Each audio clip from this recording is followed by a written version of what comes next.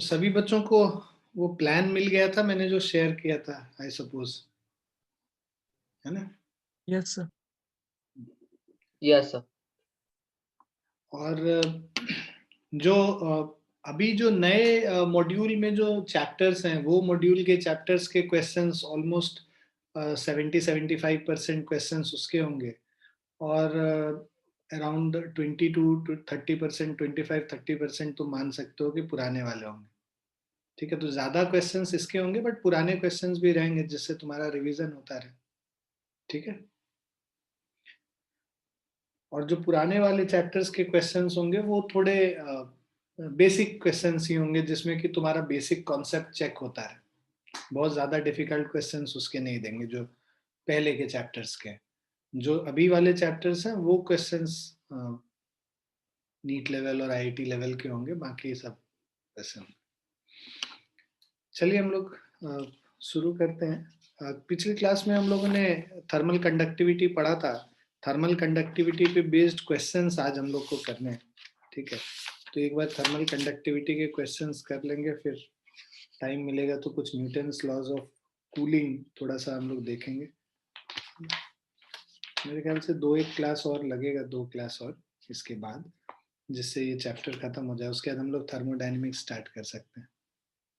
उसके बाद फिर बिहेवियर ऑफ गैसेस और kinetic molecular theory of gases हम लोग करेंगे, है ना? फिर हम लोग ऑसिलेशंस करेंगे और उसके बाद वेव्स करेंगे।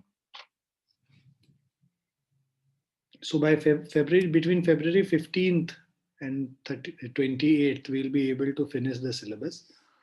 So जो बातें निकल के आ रही हैं आपके स्कूल वाले एग्जाम्स के, तो बहुत सारे मतलब 2 स्टेट्स ऐसे हैं जिन्होंने अभी तो डिक्लेयर किया है कि मध्य प्रदेश और एक और स्टेट है कि जहाँ पे कि इंटरनल एग्जाम्स होंगी ही नहीं, एनुअल एग्जाम्स बेसिक।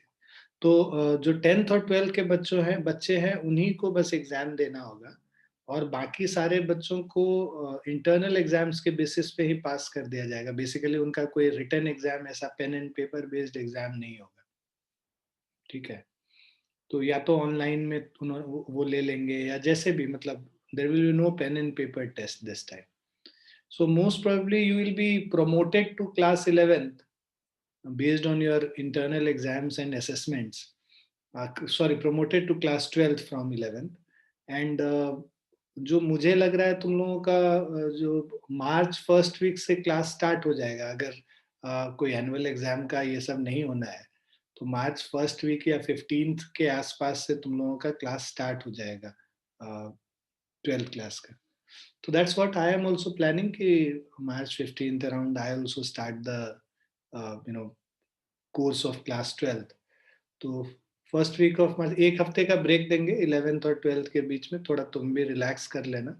रिलैक्स कर लेना मतलब बिल्कुल ही रिलैक्स कर लेना, उसमें पढ़ने की जरूरत नहीं है, एक हफ्ते. और उसके बाद फिर हम लोग 12th क्लास को फिर से तैयारी स्टार्ट करेंगे, और उसके बाद फिर रुकेंगे जब बोर्ड एग्जाम्स खत्म होगा, और कोई कॉम्पिटिटिव एग्जाम्स दे रहे हैं तो कॉम्पिटिटिव एग्जाम्स जब खत्म होगा. ठीक है बच्चों, यस सर। ये प्लान है. और जो बच्चे कोई कॉम्पिटिटिव एग्जाम्स का जैसे नहीं कर रहे हैं प्रिपरेशन, चैतन्य है, आरुषि है, और मेरे ख्याल से निहारा है ना? और कोई बच्चा है जो नहीं कर रहा है? यही 3 बच्चे हैं, बाकी सब तो कर ही रहे हैं. तो आप तीनों को मैं सजेस्ट करूंगा कि मैं तुम लोगों के साथ वो जो अपना नीट वाला ये है पूरा, जो टेस्ट पैटर्न है, वो नीट का जो पूरा हम लोगों ने सोचा है कि कैसे कैसे कौन कौन से चैप्टर्स कवर करेंगे, वो मैं तुम लोग के साथ भी शेयर कर लूंगा. तो जैसा कि हम लोग करते हैं सीबीएसई और नीट या आईआईटी का जो सिलेबस है वो पैरेलली लेके चलते हैं, तो तुम लोग को भी आइडिया हो जाएगा कि कौन से चैप्टर्स मैं पहले करूंगा और कब तक कौन सा चैप्टर हो जाएगा और कैसे टेस्ट होंगे. तो तुम लोग भी अपने आप को प्रिपेयर कर सकते हो उन टेस्ट के लिए, क्योंकि नीट का जो लेवल होता है वो एग्जैक्टली एनसीईआरटी लेवल होता है, तो उससे तुम लोगों को अच्छा आइडिया लगेगा और प्रिपरेशन में एक जोश भी रहेगा, है ना? ठीक है बच्चों. और बाकी जब pen and paper test allow हो जाएगा, मतलब हम लोग ले सकेंगे, तब तो पेन एंड पेपर टेस्ट होगा ही, तब तक तुम लोग ये सारे नीट वाले टेस्ट दे सकते हो. अभी जैसे 27th को मैंने इनके लिए एक टेस्ट रखा है, तो तुम लोग भी फिजिक्स और केमिस्ट्री तो दे ही सकते हो, तुम जो तीनों बच्चे हो जिन्होंने बायो नहीं लिया है, तुम लोगों ने शायद बायो नहीं लिया है, तो फिजिक्स केमिस्ट्री का तो तुम लोग दे सकते हो। जो सिलेबस है मैं फिजिक्स केमिस्ट्री का तुम लोग के साथ भी शेयर कर लूंगा, वो उसमें लिखा हुआ होगा जो मैं अभी शेयर करूंगा, तो उससे देख लेना क्या क्या सिलेबस है। ठीक है। मेरे ख्याल से जो थर्ड मॉड्यूल वाले में, मतलब शुरू से लेके हम लोग ये थर्मल प्रॉपर्टीज ऑफ मैटर तक, थर्मल प्रॉपर्टीज ऑफ मैटर तक पूछ रहे हैं ना हम लोग। सर उसमें ग्रेविटेशन, फ्लूइड्स और सॉलिड्स आ रहा है। बस यही तीन आ रहा है। यस सर, और पुराना वाला। अच्छा अच्छा, ठीक ठीक। हाँ ठीक है, चलिए लेट्स स्टार्ट नाउ। सर पुराने वाले भी आएंगे चैप्टर्स? पुराने वाले बेटा 20 to 25%, मतलब जो ओके सर। क्वेश्चन वेटेज उतना ही हो। मान लो ओके। अगर 25 क्वेश्चन है तो 5 क्वेश्चन पुराने वाले में से होंगे, 20 क्वेश्चन तुम्हारे नए वाले सिलेबस में से होगा, मतलब इन 3 चैप्टर से होगा। Okay sir. ठीक है। और जो जैसे जो जो बच्चे नीट का प्रिपरेशन कर रहे हैं उनके करीब 10 क्वेश्चन मान लो, 8 to 10 क्वेश्चन पुराने सिलेबस से होगा, बाकी सब नए सिलेबस से होगा, मतलब नए वाले चैप्टर से। रोटेशन के क्वेश्चंस होंगे तुम लोगों के। Rotation is something which we covered last time, but अभी और जितना प्रैक्टिस करो रोटेशन उतना अच्छा। Anyways, so calculate the rate of loss of heat through a glass window of area 1000 centimeter square and thickness 0.4 centimeter when temperature inside is 37 degrees Celsius and outside is minus 5 degrees Celsius. Coefficient of thermal conductivity of glass is 2.2 into 10 to the power minus 3 calorie per second per centimeter per Kelvin. तो आपको याद होगा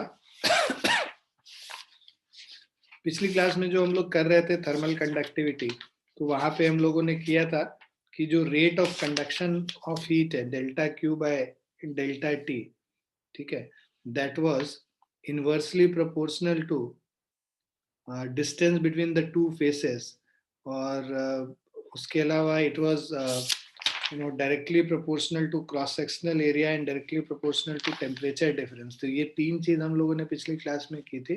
उन तीनों को अगर हम लोग कंबाइन कर दें तो हमारा ये जो था delta Q by delta T, delta Q upon delta T is equal to K A delta T upon delta X. ठीक है। सो यहाँ पे देखो जो यहाँ पे delta Q by delta T जो है that is rate of conduction of heat. So this is rate of conduction of heat हो गया। के जो है कोफिशिएंट ऑफ थर्मल कंडक्टिविटी है, सो के is coefficient of thermal conductivity.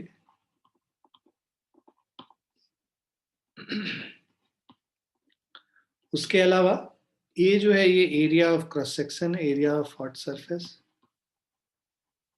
Area of hot surface जो कि कंडक्ट कर रहा है हीट को, और delta T by delta x is rate of flow of temperature with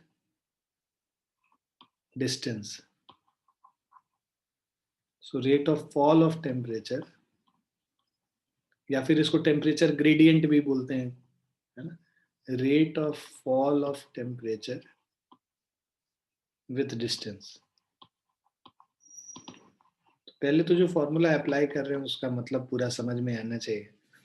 अब यहाँ पे देखो क्या क्या क्वेश्चन में दे रखा है। Area is 1000 centimetre square, so A is equal to 1000 centimetre square. देखो सारा सीजीएस यूनिट में है, कैलोरी पर सेकेंड पर सेंटीमीटर पर केल्विन। ये जो थर्मल कंडक्टिविटी है, coefficient of thermal conductivity, CGS unit में है, तो ये भी सेंटीमीटर है, ये भी सेंटीमीटर है, ये सेंटीमीटर स्क्वायर है, तो इसको चेंज नहीं करेंगे मीटर स्क्वायर में, ऐसे ही छोड़ देंगे। डेल्टा एक्स जो है थिकनेस कितना हो गया इसका विंडो का 0.4 सेंटीमीटर है, डेल्टा एक्स 0.4 सेंटीमीटर हो गया। अब तुम्हारा जो T1 टेम्परेचर है, अंदर जो टेम्परेचर है, दिस इज 273 बिकॉज पर केल्विन है ना, इसको एसआई यूनिट में कन्वर्ट करना होगा। 273 plus of 37, so this is equal to 310 kelvin.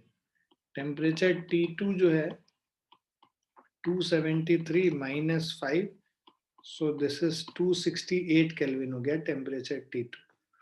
अब जो thermal coefficient of thermal conductivity K का वैल्यू है, this is equal to 2.2 into 10 to the power minus 3 calorie per second per centimetre पर kelvin.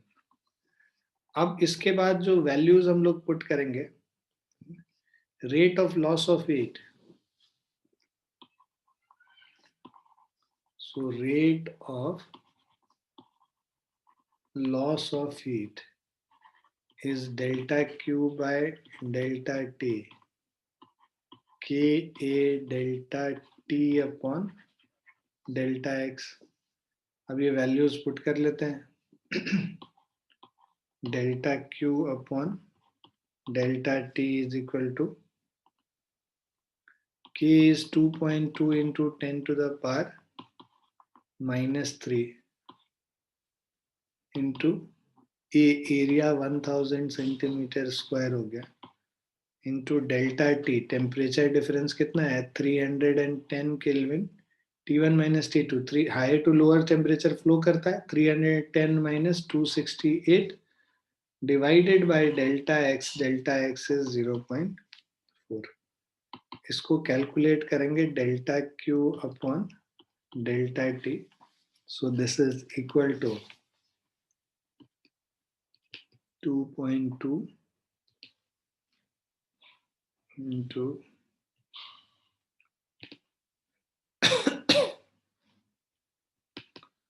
10 to the power minus 3 into 310 minus 268.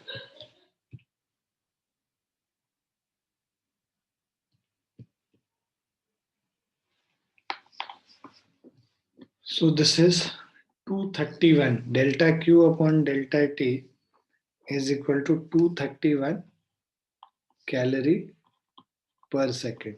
Rate of flow of heat करना है, which is 231 calorie per second.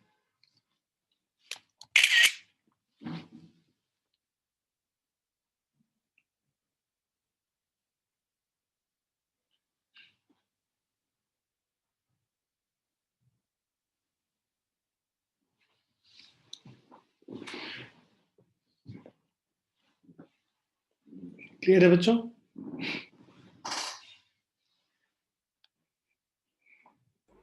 Yes sir.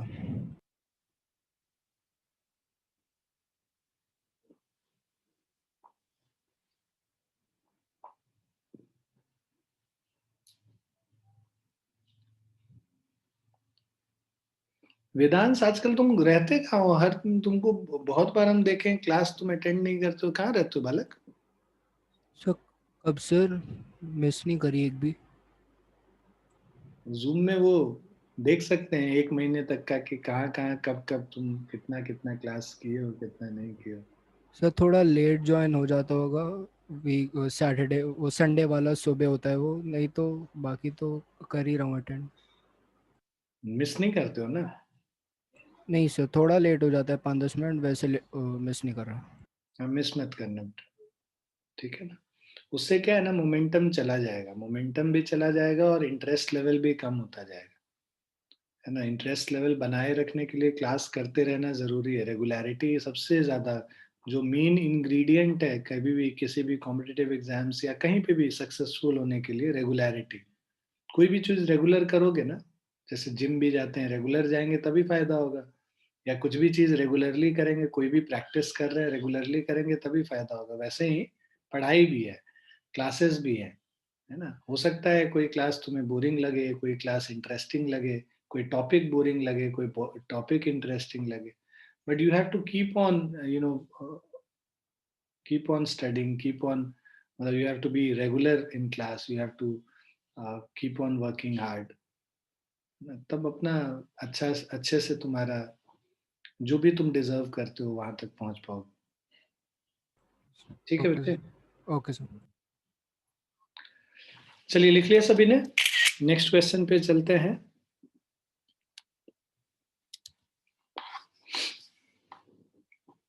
A metal rod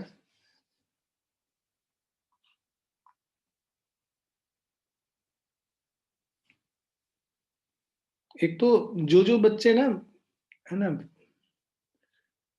मैं बोलना भूल जाता हूँ, तुम लोग ना ये जो वीडियोस जो है बच्चे अपना ऑन करके रखा करो, जो पढ़ाई करते हो, जिनको मतलब मेरे तरफ से कोई ऐसे कंपलसरी नहीं है, बट ऑन करके रखना. सिद्धांत तुम्हारा वीडियो क्यों नहीं ऑन है बेटा?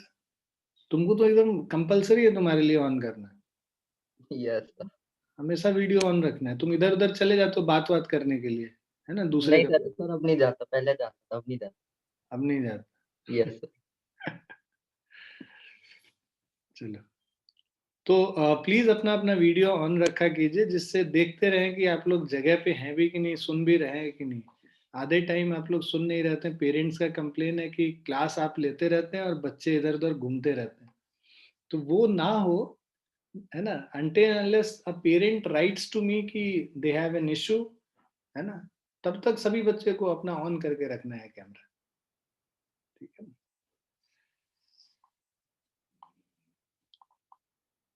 चलिए, मैं भी अपना कैमरा हमेशा ऑन रखता हूँ, देखो कभी भी ऑफ नहीं करता. So a metal rod of length 20 centimeter and diameter 2 centimeter is covered with a non-conducting. Okay. So a metal rod of length 20 centimeter and diameter 2 centimeter is covered with a non-conducting substance. One of its end is maintained at 100 degrees Celsius while the other end is put at 0 degrees Celsius. It is found that 25 gram of ice melts in 5 minutes. Calculate the coefficient of thermal conductivity of the metal. Latent heat of ice is 80 calories per gram. तो basically ये जो metal rod है, ये जितना heat conduct करेगा, उस heat को conduct करा के हम लोग आइस को मेल्ट करा रहे हैं बेसिकली. सो देखो, a metal rod of length 20 centimetre, इस मेटल रॉड का जो लेंथ है, मतलब यहाँ पे ये डेल्टा एक्स का काम करेगा, है ना. So delta x is equal to 20 centimetre. और उसके अलावा हमारा जो कोएफिशिएंट ऑफ थर्मल कंडक्टिविटी हम लोग को निकालना है, जो metal rod of length 20 and diameter 2 centimetre, तो इसका एरिया हम लोग निकाल लेंगे कि एरिया कितना है. So area pi R square करके निकालेंगे. A is equal to pi into radius is 2 centimetre, मतलब 0.02 मीटर का whole square. So this will be equal to 3.14 into 4, 3.14 into 0.02 square. तो 0.01 हो जाएगा ना रेडियस, डायमीटर 2 हाँ, सेंटीमीटर. 0.01 होल स्क्वायर हो जाएगा. So this is 3.14 10 to the power -4 metre square. 20 centimetre है, 0.2 मीटर इसको हम लोग लिख सकते हैं. ठीक है. इसके बाद हमें कह रहा है, so it is covered with a non conducting material, है ना. इस तरफ जो है, इसके ऊपर नीचे इंसुलेशन किया हुआ है, जिससे कि इधर कोई भी हीट ट्रांसफर नहीं होगा. मतलब बस जो हीट ट्रांसफर है वो इसके अलोंग ही होगा, लेंथ के along, and there will be no other heat transfer in any other direction. Now one of its end is maintained at 100 degree Celsius while the other, तो ये हो गया 100 डिग्री सेल्सियस पे, और ये हो गया 0 डिग्री सेल्सियस. ठीक है. सो it is found that 25 gram of ice melts in 5 minutes. तो जो heat energy है, rate of flow of heat energy, वो हम लोग इससे निकाल सकते हैं। डेल्टा क्यू जो है, delta Q is equal to mass into latent heat. Mass है 25 ग्राम, सो 25 ग्राम मास हो गया। एल जो है 80 कैलोरीज पर ग्राम, so this is equal to 25 into 80, this is 2000 calories. तो मतलब 2000 कैलोरीज हीट ट्रांसफर हो रहा है। इसको जूल्स में कन्वर्ट कर लेंगे तो 4.2 से मल्टीप्लाई कर लेते हैं, सो this is 8400 joule. So you can write it as 2000 into 4.2 joules, which is 8400 joules. और जो डेल्टा टी टाइम है, this is 5 minutes, which is equal to 300 seconds. अब हमारे पास जो फॉर्मूला है, दिस इज इक्वल टू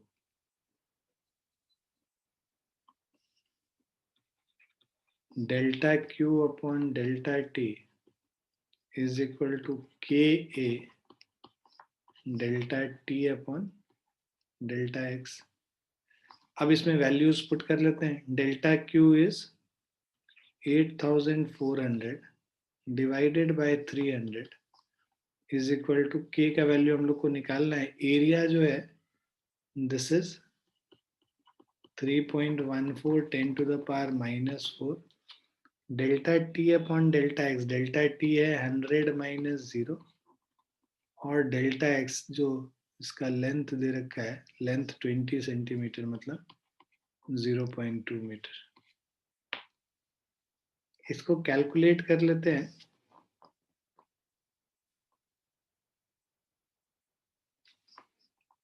सो ये 0,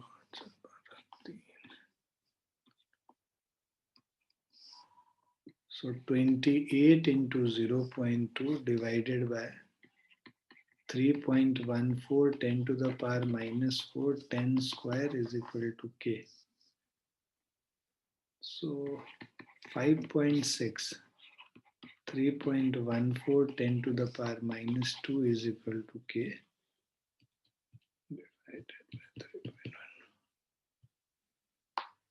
So k is equal to 1.78 10 to the power 2. एक minute,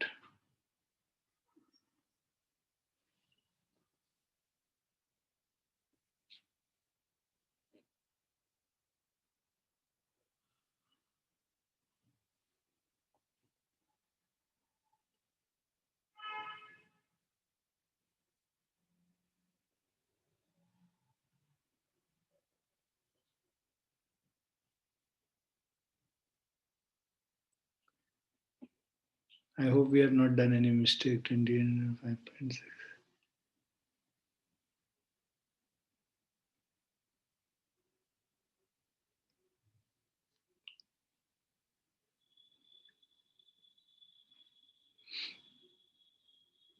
I think we are correct. 1000.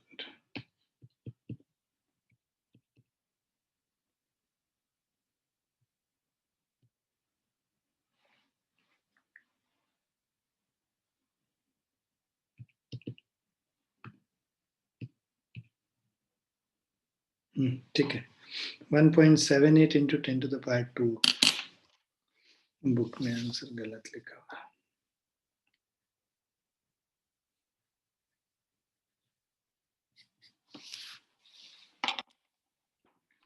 So what will be its unit? It is joule per second per meter per degree Celsius या पर degree kelvin कर लो, एक ही बात।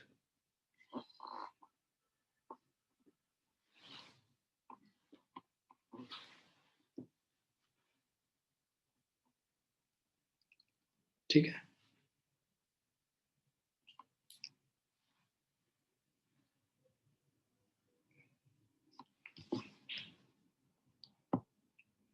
Clear है कुछ? Yes, sir. Yes, sir.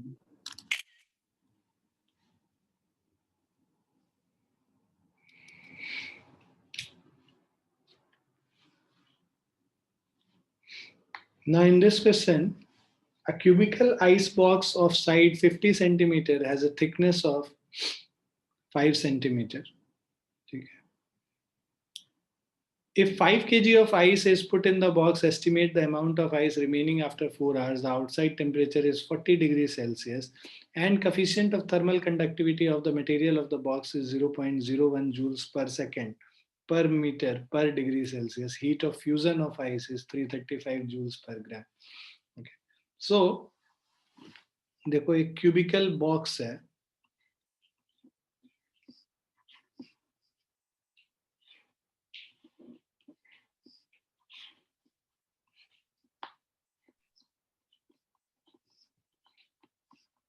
Right.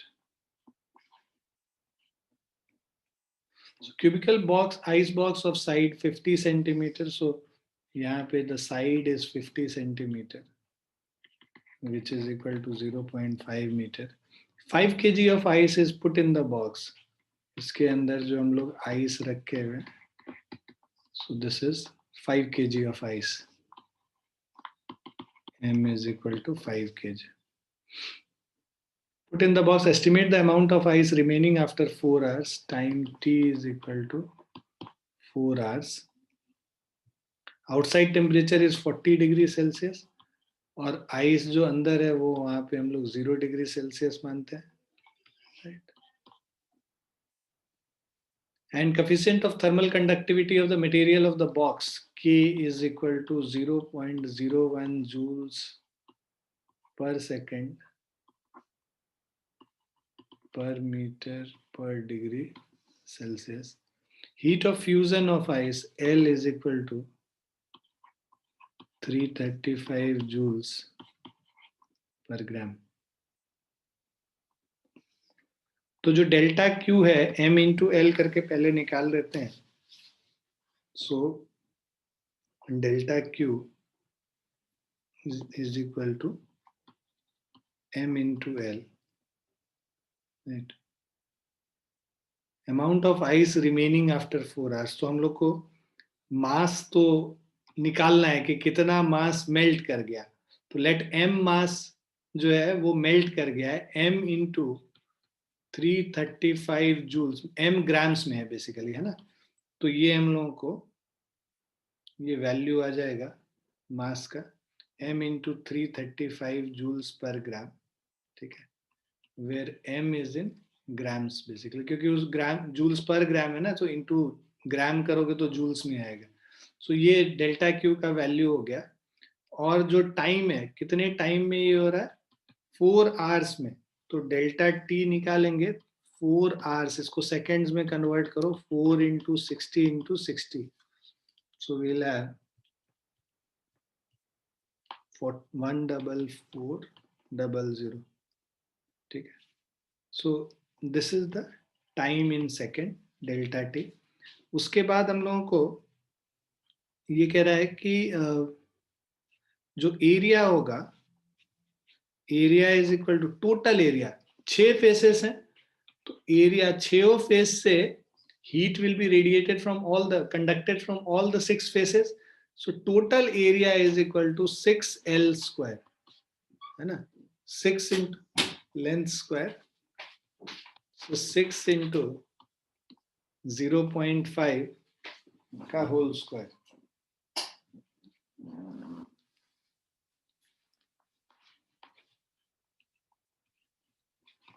So this is equal to 6 into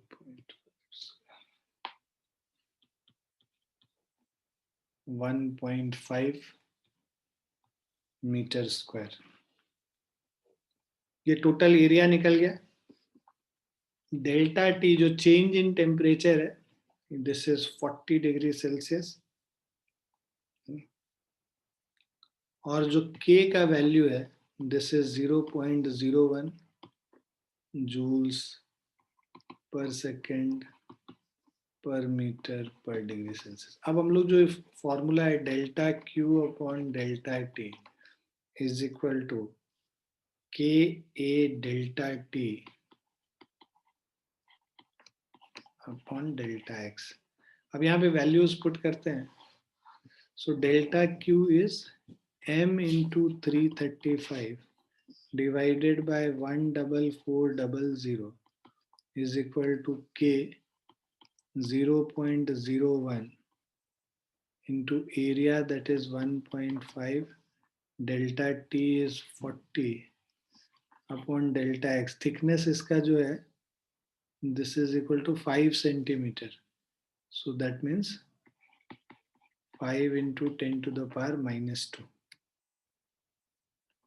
ठीक है, अब इससे मास का वैल्यू, m का वैल्यू निकाल लेंगे. m is equal to 14400 0.01 1.5 40 divided by 335 into 0.05. अब देखो ये और ये कैंसिल हो गया. Now 144 into 1.5 into divided by 335 into, so mass is equal to 500 into power again.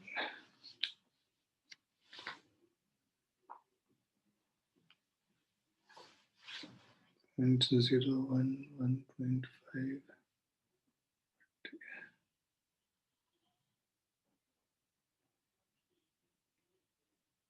500 minus 2 equal to 144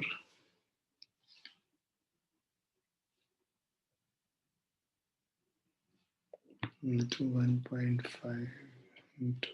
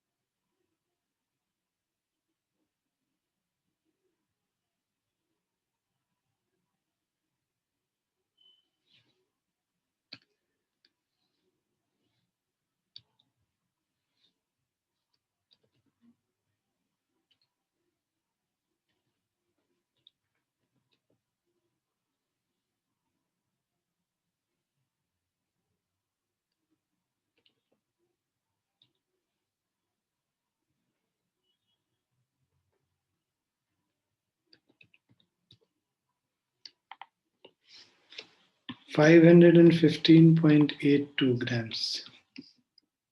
ठीक है, अब ये देखो, ये कह रहा है कि 5 kg ऑफ आइस इसमें था. ठीक है, अब उसमें आपको कह रहा है कि what is the estimate the amount of ice remaining. तो ये तो जितना मेल्ट कर गया, तो remaining ice is equal to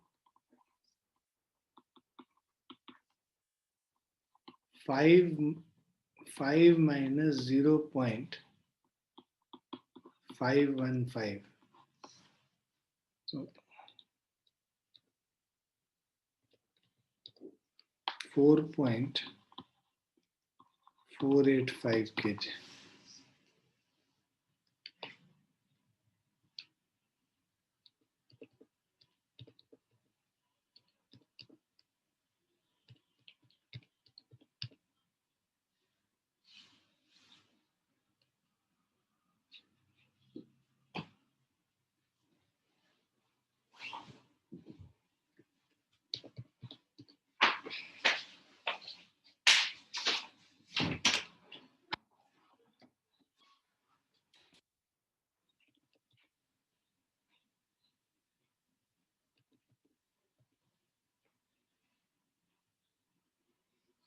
clear है बच्चों? Yes, sir.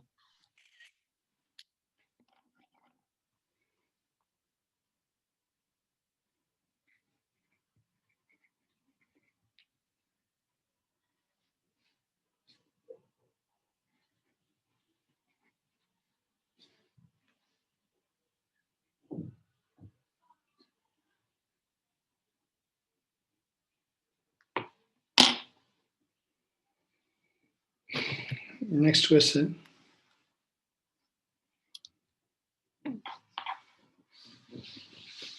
यहाँ पे है question, in iron bar L1 is equal to 0.1 meter, A1 is given and K1 is given, and a brass bar L2, A2 and K2 is given, are soldered end to end as shown in the figure. है ना? The free end of iron bar and brass bar and maintained at 373 Kelvin and 273 Kelvin. ठीक है? Obtain an expression for and hence compute the temperature of the junction of the two bars. यहाँ पे जो temperature का जो expression है वो निकालना और उसको कंप्यूट भी करना है. Equivalent thermal conductivity of the compound bar, इसका इक्विवेलेंट थर्मल कंडक्टिविटी निकालना है, और heat current through the compound bar, total heat जो पास कर रहा है कंपाउंड बार से वो निकालना है. ठीक है, तो ये हम लोग पिछली क्लास में जो कर रहे थे, I will just refer to that as well. तो यहाँ पे देखो ये दोनों जो है सीरीज में कनेक्टेड है, राइट. और सीरीज में जब कनेक्टेड होता है तो equivalent thermal conductivity 2k1 k2 by k1 plus k2 ऐसे करके निकाल सकते हैं, राइट. सो एक तो तरीका है उसको डायरेक्टली वैसे करके सॉल्व कर लेने का, है ना. और इक्विवेलेंट थर्मल कंडक्टिविटी हम लोग वैसे निकाल लेंगे, k1 k2 दिया हुआ है. सो दो अगर और दूसरा जो तीसरा जो पार्ट हम लोग को इसमें बोला था क्वेश्चन में, वो कह रहा है हीट करंट थ्रू द, तो delta Q by delta T basically हम लोग को निकालना है इसमें हीट करंट. ठीक है,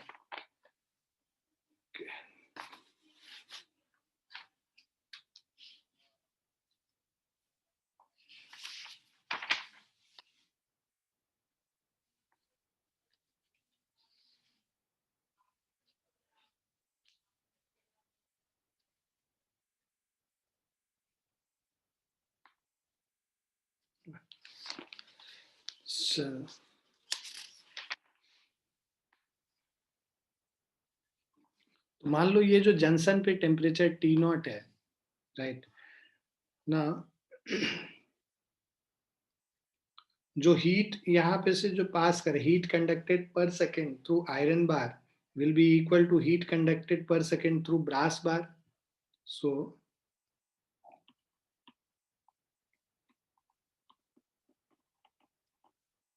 heat conducted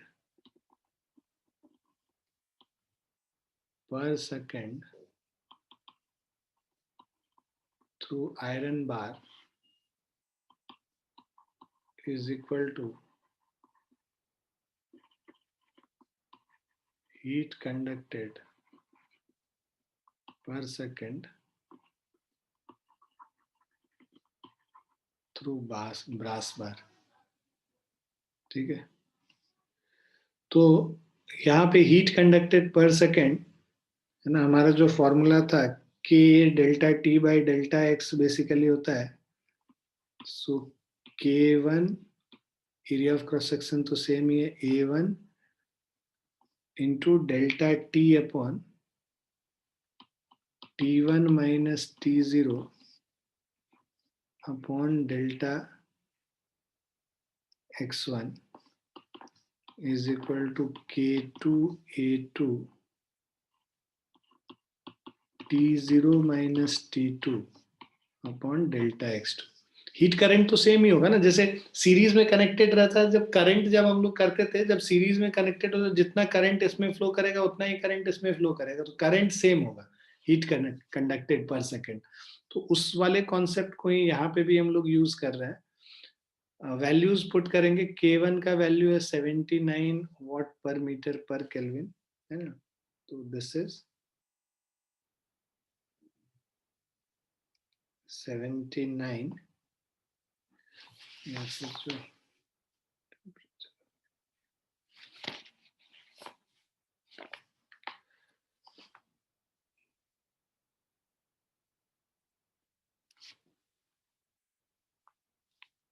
L1 भी 0.1 मीटर है और L2 भी 0.1 मीटर. तो यहाँ पे देखो L1 यहाँ पे 0.1 मीटर है और L2 भी 0. तो हम लोग वैल्यूज पुट कर लेते हैं यहाँ पे. सो K1 का वैल्यू है 79, ठीक है, और A1 का जो वैल्यू है this is 0.02 into T1 373 minus T0 divided by L1 0.1 is equal to K2 का जो वैल्यू है दिस इज 109 इंटू A2 का वैल्यू यहाँ पे भी 0.02 ही है, और ये T0 माइनस 273 डिवाइडेड बाय जो डेल्टा x2 जो लेंथ है ये भी 0.1 ही है, तो ये कैंसिल हो गया, ये कैंसिल हो गया. So we have 79 into 373. 79 into 373, 29467 minus 79 T naught is equal to 109 T naught minus 109 into 273, 29757.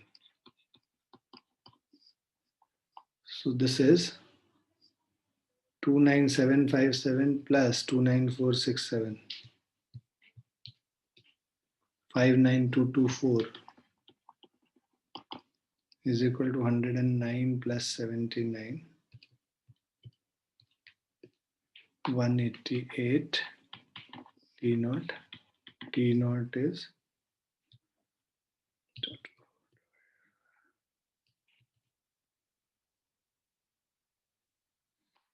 305.02, 315 kelvin. तो यहाँ पे जो T नॉट टेम्परेचर है, जंक्शन पे जो टेम्परेचर है at the junction of the two bar, ये हम लोगों ने निकाल लिया फर्स्ट पार्ट में. सेकेंड पार्ट में आप कह रहा है equivalent thermal conductivity of the compound बार.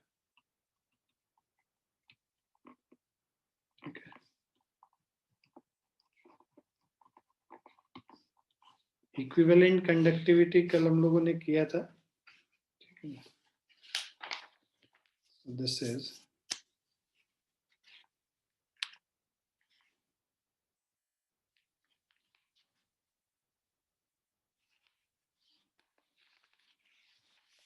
जो हम लोगों ने फॉर्मूला किया था,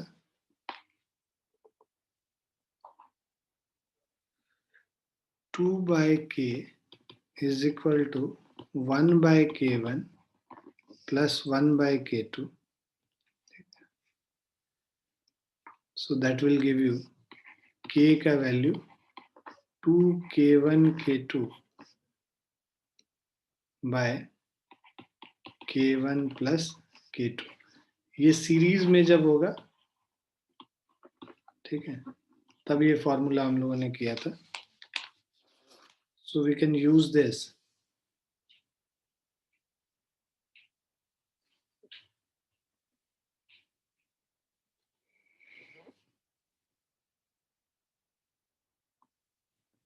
इसको बिना फॉर्मूले के भी कर सकते हैं, कैसे करेंगे वो मैं अभी बताऊंगा तुम्हें. सो जो K का वैल्यू, अगर इक्विवेलेंट थर्मल कंडक्टिविटी का वैल्यू निकालना है, 2 टाइम्स K1 है हमारा यहाँ पे 79, K2 है 109 divided by 79 plus 109. So 2 into 79 into 109 divided by,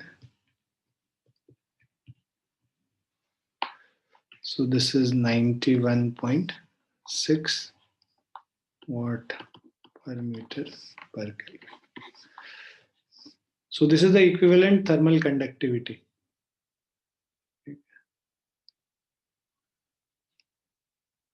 heat conductivity through this अगर आपको बोला है तो आप किसी में भी ये जो T0 का वैल्यू निकाले है ना, यहाँ पे सब्स्टिट्यूट कर लीजिए और हीट करंट निकाल लीजिए. तीसरे पार्ट का आंसर. थर्ड पार्ट के आंसर के लिए heat current delta Q upon delta T is equal to K1 79 into 0.02 into 373 minus 373 minus 315 and divided by 0.1. तो 373 minus 315, 58.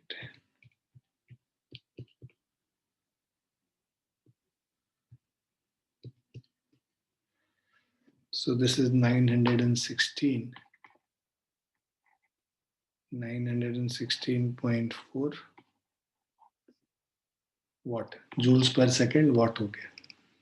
अच्छा, अगर हम लोग को डायरेक्टली निकालना होता है ये K का वैल्यू, तो उसको निकालने का भी एक तरीका है. ये जो हीट करंट हम लोग निकाले हैं, this delta Q by delta T, this will also be equal to हमारा, जब हम लोग का T0 निकल गया, मान लो इक्विवेलेंट जो इसका थर्मल कंडक्टिविटी है K, so K into area of cross section तो सेम ही है, तो K into A into T1 minus T2, ये जो T1 है माइनस T2, पूरा एंड टू एंड कर लिया हमने इसका पूरा इक्विवेलेंट थर्मल कंडक्टिविटी K मान लिया, K into A T1 minus T2 divided by, ठीक है, डेल्टा एक्स. अब दोनों के लेंथ को ऐड कर दो, तो दोनों का लेंथ मतलब डेल्टा x1 0.1 प्लस 0.1 0.2 हो जाएगा. यहाँ पे 2 डेल्टा x है ना. पूरा लेंथ इसका कितना हो गया इधर से इधर,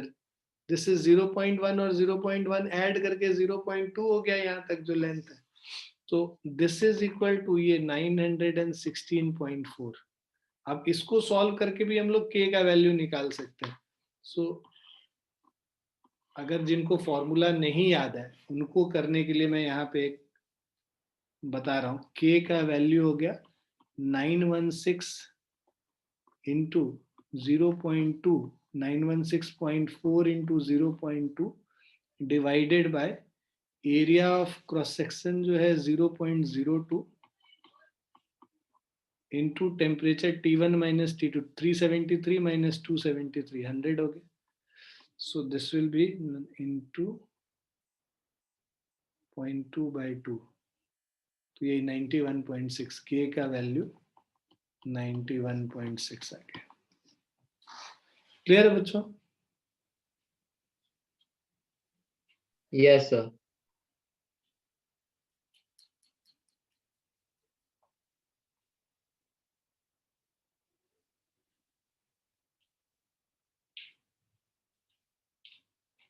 Sir, Yes. in the second part, what have you written beside 1 by K2? अच्छा, ये ब्रैकेट में सीरीज लिखा था. सीरीज का ये फॉर्मूला था. 2 by K is 1 by K1 plus 1 by K2. और पैरेलल वाले का फॉर्मूला होता है K is equal to K1 plus K2 by 2. अगर यही दोनों पैरेलल में कनेक्टेड होते तो उसका इक्विवेलेंट थर्मल कंडक्टिविटी जो है K1 plus K2 by 2 होता. ये पिछली क्लास के नोट्स में देखोगी ना, वहां पे हम लोगों ने किया था इसको. Yes, okay. ठीक है.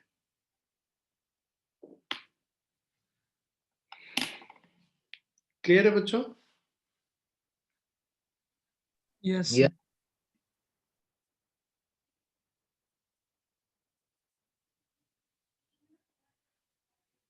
अगली क्लास में 1-2 और क्वेश्चन करना है मुझे. 3 वाला भी एक करना है क्वेश्चन, वो कर लेंगे और उसके बाद फिर Newton's laws of cooling start कर लेंगे हम लोग अगली क्लास में.